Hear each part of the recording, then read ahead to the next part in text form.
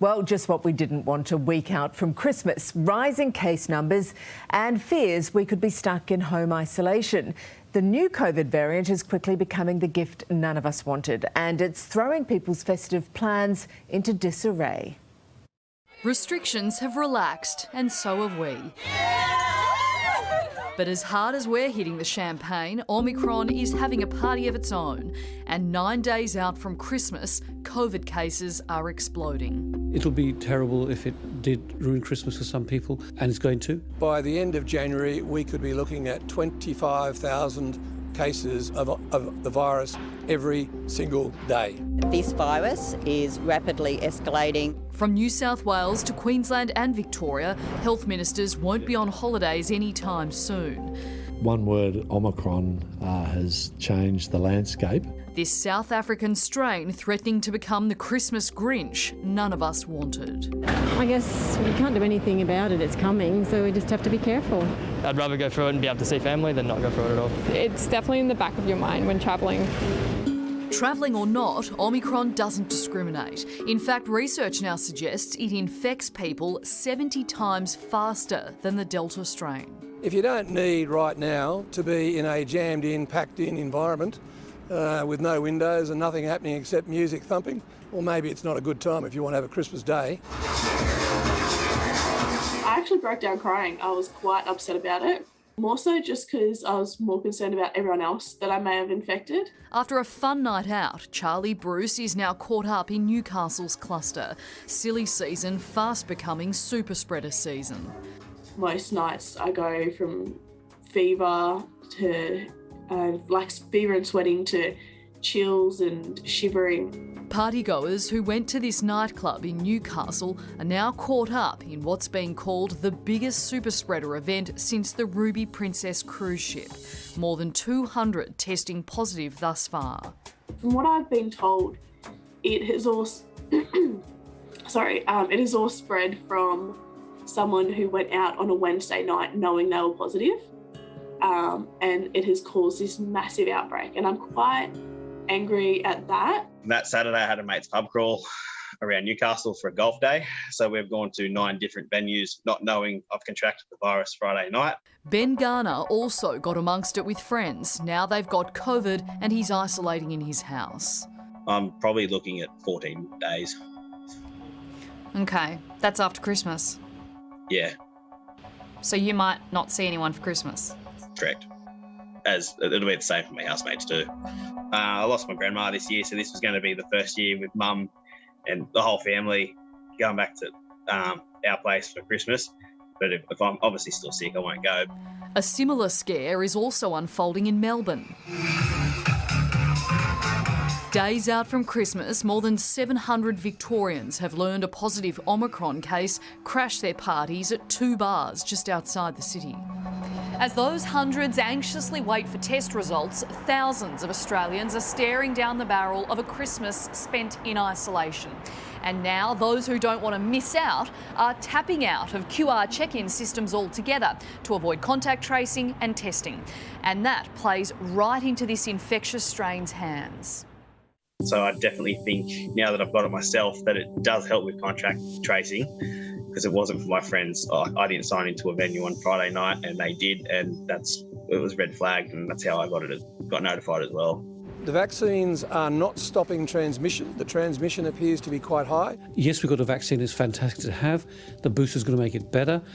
As we learn, 2 vaccine doses aren't the silver bullet we anticipated. Dr Mukesh Haikerwal says at this point, booster shots will be critical to keeping a lid on case numbers. By dropping down the date from 6 months to 5 months has made more people available to get it. The problem is getting a shot because many practices have shut down their vaccination process. Mentally drained, my body aches, I've got a very bad cough, nose is running and just overall tiredness. How bad is it? Not too bad. Considering I'm vaccinated, that's probably a positive. If I wasn't, I'd imagine that I'd be feeling a lot worse. Regardless, this situation has the makings of a nightmare we've lived before. This was New Year's Eve last year, hours before the clock struck 12. Closing borders, putting in place restrictions is never an easy choice to make, and certainly not one that we wanted to be making and announcing on a day that is supposed to be about celebrating. With the state election coming up and a federal election coming up, it's going to be very much less likely that there's going to be closing down the borders.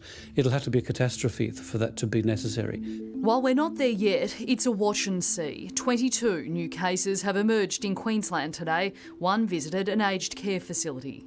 This virus is popping up everywhere. There is nowhere in Queensland where you can hide from this virus. So we're down here in Surfers Paradise and we get people out on the water doing jet ski tours, parasail experiences, flyboarding and jet boat rides. So just a whole lot of fun down here. Kate Forrester, co-owner of Gold Coast Water Sports, isn't worried. She's accepted the reality of running a business in pandemic times. We've had a few people cancel with the recent outbreaks of COVID, but we are really encouraging people just to stick with their booking. We've got new cancellation policies in place when booking direct. We're fully flexible these days. Wherever you are, no one wants to spend Christmas crook with COVID. And as his own body fights the virus, Ben's message is this.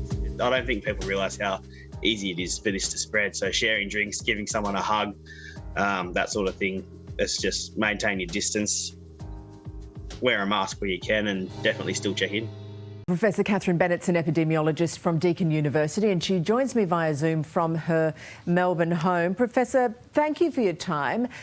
How worried should we be? Well, I think what we're hearing from all sides, whether it's in Australia or overseas, that we do have a very infectious variant here. But fortunately, our vaccines are still working to protect against serious illness. And in fact, there is emerging and strengthening evidence all the time that this variant hopefully isn't as capable of causing serious illness as often. And that's going to make a big difference as we see case numbers rise. It'll help protect our hospitals from being overloaded with too many people developing that more advanced disease. So that's what we're hopeful about. They say it's capable of replicating 70 times faster in the tissue, the bronchial tissues, where the virus infection first establishes. But in the lungs, where they've compared it, it's 10 times less than Delta, which might be what we're seeing in terms of that reduced severity. So still have to wait to see how it plays out in our population with our high vaccination rates. But that's actually very encouraging news at this point as we deal with the reality that it's so infectious. So would you have confidence travelling interstate and perhaps exposing older relatives to the strain, or would you rather stay home?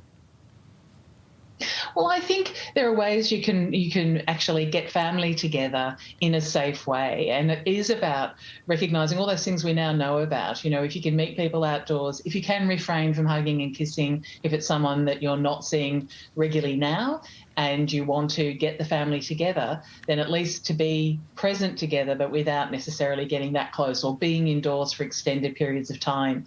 If you're really conscious about infection risk, then actually getting a rapid antigen test beforehand to make sure that you're not carrying the virus and not realising it.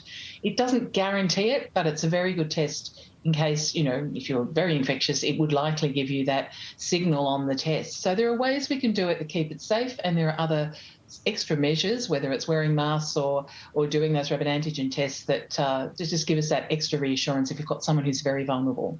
It does feel as though after 2 years of this pandemic that people are a bit fatigued and just want to plug on with their lives no matter what. What would you say to people like that? What's the message tonight? Well, I actually think we're really at an important point in this transition to living with the virus. You know, we're going to have less rules going ahead, but we actually all know what will keep us and our family and friends safe and also help keep transmission down in the community as a whole. So I think if people are aware of that, it's easier to manage that, to keep the virus in control, than it is to put up with ever-changing rules, border rules, you know, mandates on where you have to wear masks or not. Actually using common sense and knowing where, you know, you can't keep away from other people, you're indoors, and you're feeling uncomfortable about that, then that's when you put a mask on. It makes a difference to you, makes a difference to everyone. So I think hopefully that people will recognise that we're now in a position to be in control of the virus, and that that hopefully will be less exhausting than where we've been before, which often was fear or frustration, trying to get vaccines and so on. Now it's going through that process of going to the boosters now. We've got such high vaccination rates in the country, that puts us in a good position. The booster rollout will help build on that. So I do think that, combined with knowing what we need to do individually to protect ourselves, slow that spread of the virus, will hopefully just become a way of living rather than necessarily front of mind all the time. New South Wales has just relaxed a lot of the rules. It sounds as if you agree with that, or has this strain meant that we've been too quick to relax? It was terrible timing, really, happening really on the day where we saw that rapid rise in cases first reported in New South Wales. Victoria already had a Delta outbreak in place, and they left the mask requirements for indoor retail, for example, in place. And I do think that that's something that we were calling for. We think that's sensible while you've still got over 1,000 Delta cases a day. We know that can make a difference. For New South Wales, they did remove those rules because they had Delta, under control.